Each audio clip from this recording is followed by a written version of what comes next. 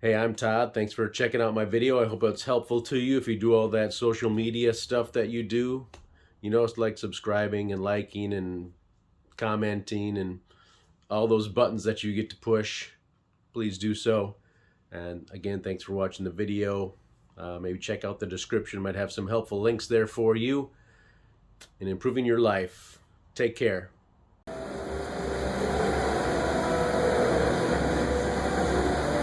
Screws for there, screws for there, like 7mm heads on there besides the Phillips screws.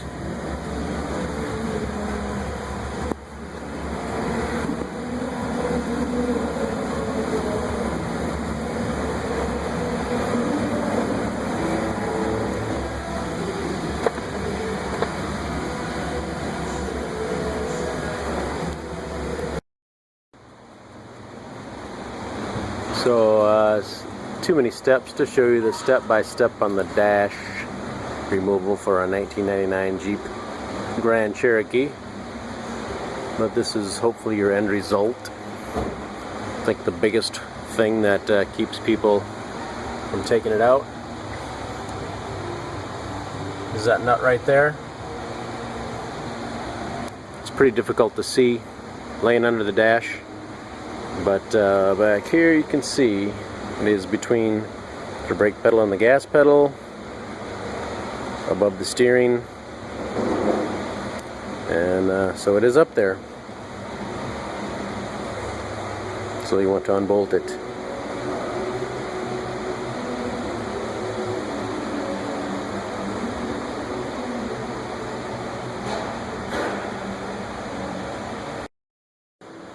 So here's a heater box assembly out of a 1999 Jeep Grand Cherokee. This is the back side. So all I can see is from the engine compartment there's one bolt that goes in here, otherwise the other bolts are actually under the dash. A stud, you'll see the stud here and a stud there with a nut. Here's the AC drain right down here, heater core. Course right there. This got melted on there, so the heater core was doing its job and getting nice hot water. A little too hot maybe. 160, 170 degrees can probably cause this. And then got our AC, of course, disconnected, and don't forget the vacuum line here on the outside of the vehicle in the engine compartment. So hope this gives you a pretty good look on the back side. This bolts up against the engine compartment firewall. So it looks like just one Phillips screw. Pull the heater core out. Oh, one bracket there. Phillips. Oh, one bracket there. Just all over the place.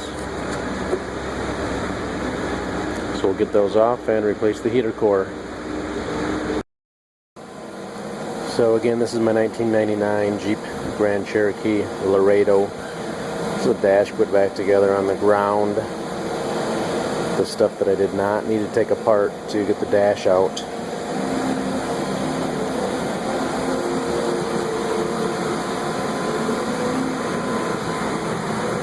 So on the passenger side, we got two bolts here, a bolt there, and then there's a tang right here. You can see that. There's the connectors, antenna. This is a resistor block and a fuse box, some kind. There's a bolt that goes in here as well, or a stud. I think it's a bolt actually. In here. Couple bolts in front here. Of course, the bracketry here for the center console. Vacuum line. The wiring that goes through the center console here. This is extra, that's for his radio probably. Steering column wiring. Does all need to be unplugged, and the steering wheel should come out. 4 nuts and a bolt holding it in place, and do not let the steering wheel spin. If you let the steering wheel spin freely, it will ruin the clock spring. So there's the connectors there. A bolt down here, a bolt on the side. Seems to be a white strap or a yellow strap on a nut here. Take the nut off and get that strap off. 2 bolts on the side. Plug-ins here. And then also this is a spring connector right here too as well on that corner. And then on the top you just got your 4 nuts, studs on the top. I believe that's really all you need to do to get the dash out. My instructions were not exactly clear for me, so this is what I found out. Plus the one tricky nut stud on the back underneath between the brake pedal and the gas pedal that we showed you earlier.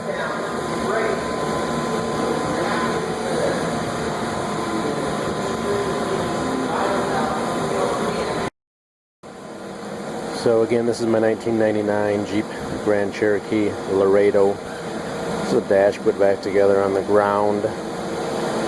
The stuff that I did not need to take apart to get the dash out.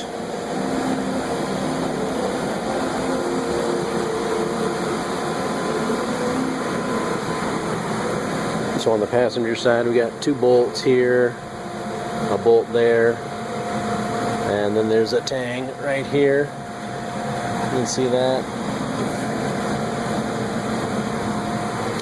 There's the connectors, antenna. This is a resistor block and a fuse box, some kind. There's a bolt that goes in here as well, or a stud. I think it's a bolt actually. In here. Couple bolts in front here. Of course, the bracketry here for the center console. Vacuum line. The wiring that goes through the center console here. This is extra. That's for his radio probably. Steering column wiring. Does all need to be unplugged, and the steering wheel should come out. 4 nuts and a bolt holding it in place, and do not let the steering wheel spin. If you let the steering wheel spin freely, it will ruin the clock spring. So there's the connectors there. A bolt down here, a bolt on the side. Seems to be a white strap or a yellow strap on a nut here. Take the nut off and get that strap off. 2 bolts on the side. Plug-ins here. And then also this is a spring connector right here too as well on that corner. And then on the top you just got your 4 nuts, studs on the top. I believe that's really all you need to do to get the dash out. My instructions were not exactly clear for me, so this is what I found out. Plus the one tricky nut stud on the back underneath between the brake pedal and the gas pedal that we showed you earlier.